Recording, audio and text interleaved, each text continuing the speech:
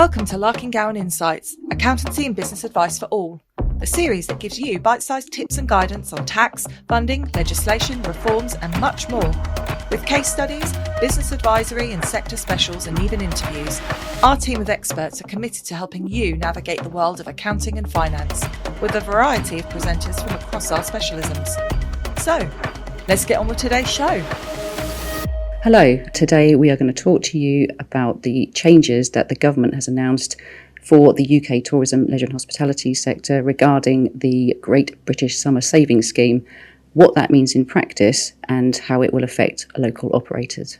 I'm Jo Burton, Tourism Director here at Larking Gowen, and I'm joined today by my colleague and VAT specialist, Gilly McGill. Hi Gilly. Hi Jo. We're going to be talking to you today about the VAT changes that have been announced under the guise of the Great British Summer Savings. Difficult to say, perhaps even more difficult for operators to implement. So this follows on from our tourism business survey and seminar that we held back in May, which is in its 20th year. We publish a survey and all the results and the findings and real life case studies and some insights from us. This data builds on previous years' topical matters, one of which being VAT and whether the 20% that it's currently is for all businesses, whether that's the right number for the sector and what impact it would have on those businesses if that rate was reduced. And then during the actual presentation of the survey results, an announcement was made by the government in live time for this temporary reduced rate that is going to apply to some of the supplies that the tourism, leisure and hospitality sector make during the summer period. So very much moving from a request to government for some support for the sector into a real-time problem of trying to implement this relief. That's right, and I think it was, as you say, it was right in the middle of the survey. I think I'd just said something like, "Oh, the government has said they're not going to reduce any rates," and there it was, bam. So it was well received, and we all need to take a little time to then read that legislation and understand what it actually means, and to looking into the detail.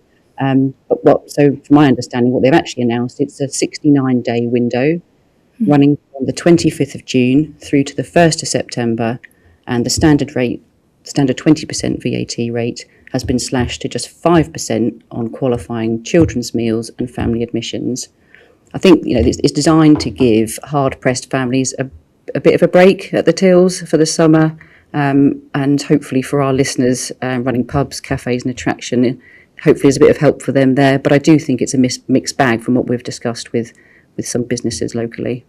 Yeah, I think there's definitely some complexity that businesses will need to get to grips with ahead of that June implementation date if they want to take advantage of this relief. The first thing is that it's not everything that those businesses do that is going to be suddenly at the 5% rate of VAT rather than the 20% rate of VAT. As you said, we were talking about children's meals. Those will be at the 5% rate. And also children's tickets for things like cinemas, theatres, where you can specifically allocate a price and charge a child's ticket. That VAT rate will be reduced. And then for other types of family-based attractions, the admissions as a whole will go down from 20% to 5%. So making sure that you know that you fall within one of those categories, or perhaps two categories if you have a family attraction with a restaurant that provides children's meals, is going to be really important. And I think that's really relevant, looking at those singular categories. But also, I'm thinking about what if you've got a family of four, perhaps, who walk into a pub and they think, right, we're going to have our dinner, and what might that look like if you've got children's meals mixed with some fizzy drinks? How does that work, Gilly? Yeah, there's been very, very little information. We had the legislation only last week, and even that has no further information in its explanatory notes. So we're kind of operating a bit blind here. And whilst we know what the government's intentions are in the legislation, we don't know how HM Revenue and Customs is going to approach this situation. So we do need to act with some caution, I think. So for children's meals, we know that they have to be genuine children's meals. And by that I mean they can't be small adult meals. They have to be advertised as a child's meal on a child's menu, perhaps. Doesn't mean that an adult can't eat them. That would still qualify, but you need to be offering them as a child's meal. If that child's meal encompasses also a drink, then the drink will also be at the reduced rate. That's fine. If it's a meal and you buy the drink separately, the drink would be at 20%. So again, that's a bit of complexity, and businesses might need to think about whether it makes sense perhaps to start offering that meal with a drink included, just for simplicity, if nothing else. So for the staff on the tills, they need some training too, I think. It's not, hopefully people are looking at their systems and their EPOS systems, their tills.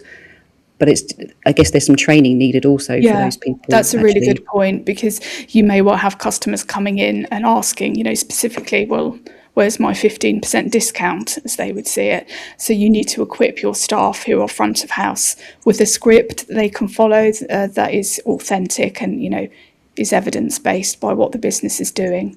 So we've talked a little bit about food. And I guess the other side of that is the attractions. Do you think that's administratively a little bit easier? It probably is administratively easier once you have confirmed that you are within that qualifying sector. So we know things, like I said, like cinemas and theatres where you've got a child's ticket. That's quite simple, because you will probably already have those at a different price bracket anyway. So there'll be something within your system that identifies that income anyway. So much easier to then charge that at 5% VAT rather than 20%, assuming that your venue is not within the cultural exemption for VAT. But then other sorts of attractions where there isn't necessarily a child's ticket. So we're thinking here, well, soft play is mentioned. I would say that's pretty much a child's aimed attraction, but any other type of venue. I've had a query from a stately home asking whether they would be in this qualifying reduced rate. What we need here is to make sure we have something that is a family focused attraction. Now that might be doing something akin to what the National Trust do in the school holidays, where they put on a particular child-centred activity to try and bring families into their venues. Something like that will really help shore up that what you have got is a family-focused attraction and enable you then to access the 5%. So I'm a business owner, and this hopefully is welcome for some business owners. We'll talk a little bit about those cost savings and whether they're being passed on in a moment. But it's a 69-day scheme, which is good, and it's over the summer, it's over the busy period, which is a great thing. Is it worth, do you think, reprogramming your EPOS system and actually, getting into the back end of the till, updating your prices on all your items, or do you think actually I can just do this on paper and I'll just keep a note of it and I'll bung it on my VAT return? What do you think is the best practice? It's a good question. It's a lot to do in a short space of time for a short period of time. It's absolutely clear, though, that simply taking your income and working out VAT at 5% rather than 20% sort of on a piece of paper, like you say, is not going to be acceptable. Remember that for VAT, we are within Making Tax Digital. All records that form part of your VAT return need to be held digitally. That could be a spreadsheet, that's fine, but you need to be doing something a little bit more sophisticated. Whether you're going to go to the lengths of actually going in and reprogramming all of your prices on your EPOS system so that you're giving that 15% reduction or not is up to you as a business owner.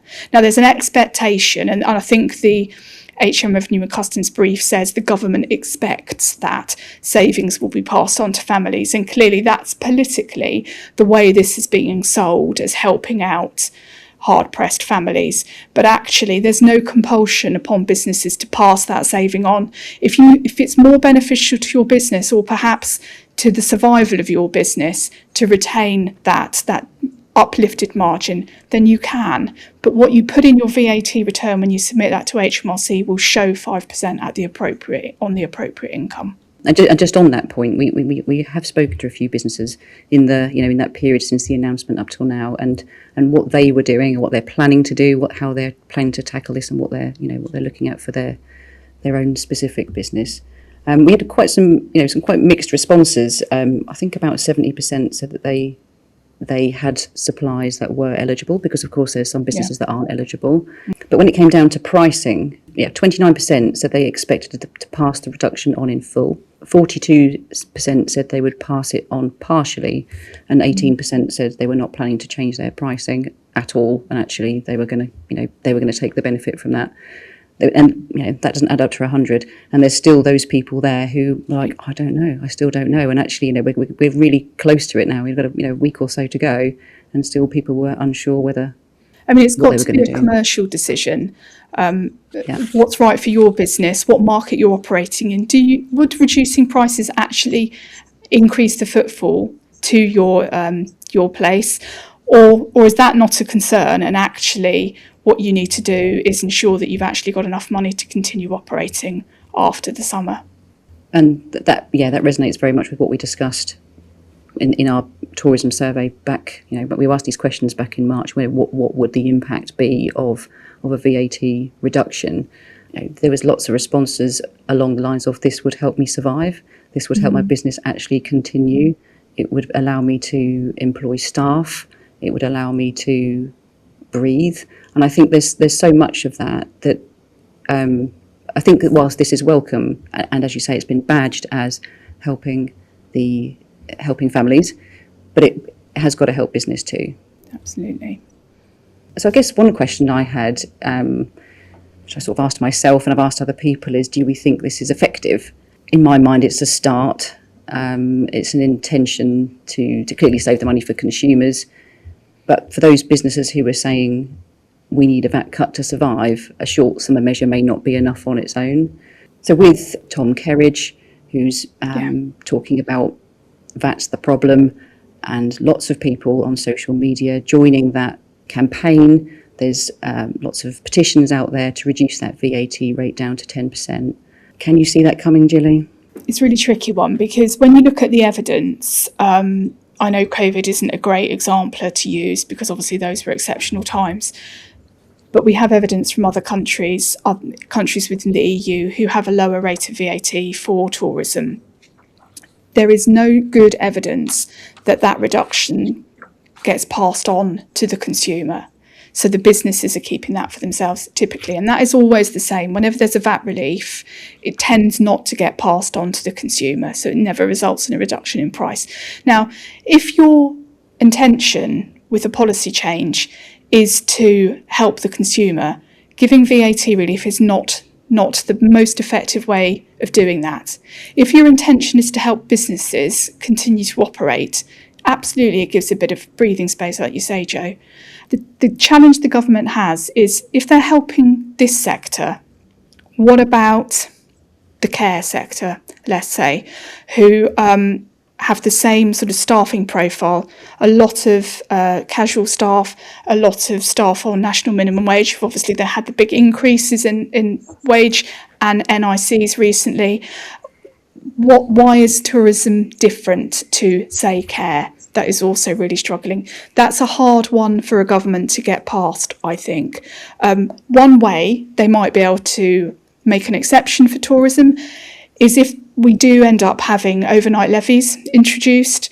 Having those with a VAT reduced rate is a little bit more palatable, I think, for most businesses.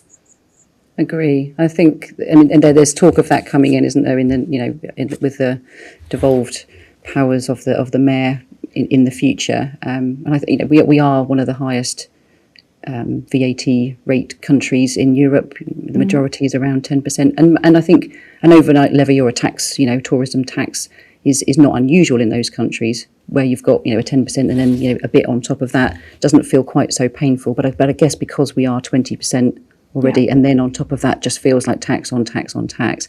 I wonder if it puts people off coming to the UK. Are we on a level playing field with the likes of the EU countries that's what concerns me most, is that I feel like it then makes us uncompetitive. It's not just for those tourism businesses, it's for the whole region, I suppose. So, you've got a pub, people come to the pub, people will then go to the pub, to the restaurant. They might think we're going to go somewhere else, go and spend the day here, spend the week here, and bringing those people in the first place, feeling like it's an affordable place to come, then everybody thrives from that uptake in footfall, I think. So I agree, there are lots of other businesses who are affected by VAT and all the other compounding costs. I mean, there's so many things that have happened, and the increase in, as you say, minimum wage, and I think there's that nervousness about what's happening next, as well. Okay, so we've talked a little bit around some of the impact, so what businesses are thinking, how they're feeling. What are the real practical things that we need to be doing or need to be advising on to make sure people are ready? So the first thing is making sure you know whether you qualify, what you does qualify, and then what of your income streams is going to therefore be at the reduced rate. So do that sort of stand back analysis first of all. Then you're going to have to make a decision. And as we discussed, that's going to be a commercial decision about whether you reduce your prices wholly or partly for that VAT reduction or not. And if there is a price reduction, obviously you're going to have to update all of your EPOS systems, your advertising, website, etc., so that is reflected there. You're going to need to, as we discussed, probably train staff so that they know what message it is that they're going to pass on to customers if they're asked the question about this discount.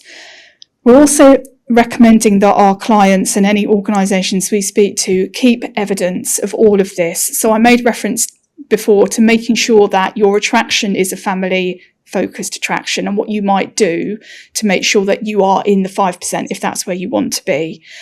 Keep that evidence, because remember, HM Revenue and Customs has got 4 years in which they can come back and query why was it that particular sale was at 5%, not 20%. You can probably, make an explanation for it, but if you've got the evidence to hand and you can show, we did this new children's menu, here's a copy of it, or we put on these family event days, here's our advertising, this is how we captured the income streams, this is what we did in our systems to make sure it was charged at 5%, not 20%, all of that. It will just present a more robust picture to HMRC. They're more likely to go away and leave you alone more quickly. And there's nothing worse from an HMRC inquiry. Well, getting things wrong and getting a bill is bad, but it's the time and the distraction from running your business that it can cause. So the quicker and cleaner you can get them away, the better. That's great advice, Gilly. Thank you for that. So I think, in short, check if it applies to you. Yeah. If it don't assume it's automatic. Check the rules, update your systems, train your staff, and think strategically about those pricing and family offers, and how you can make that work for you. Keep good records, and what I would also say is, if you're unsure of any of that, speak to your advisors, because we have people here at Larking Gowen who can help you. Equally, speak to your accountant, speak to your bookkeeper, speak to your staff and your team to make sure everybody is up to speed and ready and on the same page. Yeah, absolutely. So if you want any help, what we've discussed today, or any helps on VAT generally, please do contact either myself or Gilly. We'd be very pleased to help you.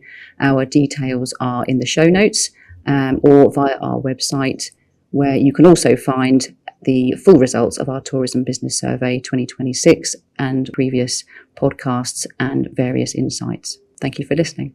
Thank you. Thank you for joining us for Larking Gowen Insights, Accountancy and Business Advice for All. Don't forget, you can find more information about today's topic and more about how our team of experts can help you in your business by visiting our website, larking-gowen.co.uk. Join us again next time for another fascinating insight into the world of accounting and finance.